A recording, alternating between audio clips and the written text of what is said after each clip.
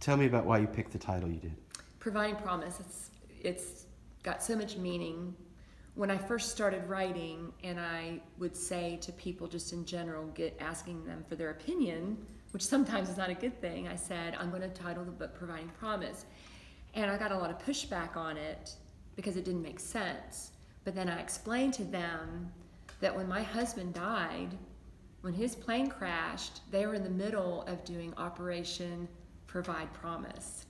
And it was an international mission, and what they were doing is they were taking food and medicine to the refugees of Bosnia.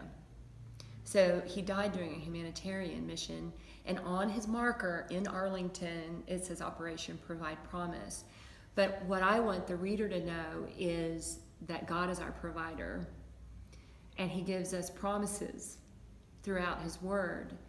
And in order for me to heal, I had to hold on to those promises.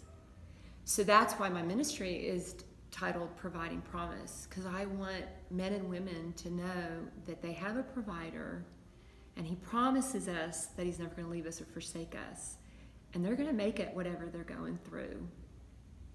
Reception has been amazing. It's more than I could have ever even dreamed about. The first 2 months that the book was released on Amazon, we trended #1 with hot new releases under the inspiration and spirituality category. But the reception from the people that have been reading the book has been even more than I could have dreamed, because I thought that unless you're interested in military stories, you really may not be interested in my book. But I'm finding that it's reaching all different levels, all different ages. I had a 15-year-old boy buy my book just today and wanted me to sign it because of the story that's behind it, because it's a timeless story. It's a story of love, it's a story of loss, and then it's a story of redemption, God's redemptive grace in what he does to restore our lives when tragedy hits. So it's been exciting, and the one thing that I'm hearing over and over again from the people that are reading the book is they can't put it down. Absolutely. But the one thing I'm hearing is my message is being received from whatever they are going through. And when I'm at an event or if I'm at a book signing, what happens is they want to share with me their story. Everybody says they have a story. In fact, that's the new lingo right now, is write my story. And they want to tell me their story, but then they also want to tell me how my story helped them process what they were going through as well. And it makes me go back and go, it took me 25 years to write this, really. I've been speaking about it forever, but it was 25 years ago, but the message is timeless. And the message is hope. It's really hope. And men and women today are in need of hope more than they've ever needed it.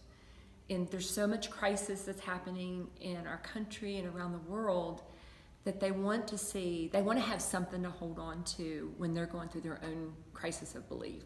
But the one area that I'm finding is new because of the book is my heart for first responders. Before, it was just for military, and now I'm finding this new group of people that are sometimes forgotten.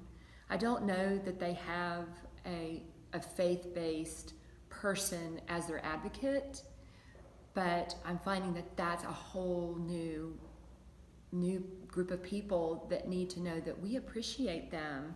They're laying their lives on the line every day for us as citizens and for community. So let's compliment them, but let's also tell their family members, for those who have given their lives, that we care for them and that we're here for them. Now, talk to me a little bit about the girls' night out at Manley Baptist Church. It's so exciting because my father-in-law was the pastor at Manley Baptist Church, Pastor Rystrom Emmert, for 34 years. And I have spoken there before, I've given my testimony, but what we're doing this Friday night at Manley is, it's a free event, it's a community event. We are inviting everybody, primarily women, but the men are invited as well if they want to come. But we are recognizing our Gold Star families, And also we'll be recognizing our veterans and also our first responders. And I'm going to tell my story, and I'm going to, of course, have the books there, but we just want to honor those that have sacrificed.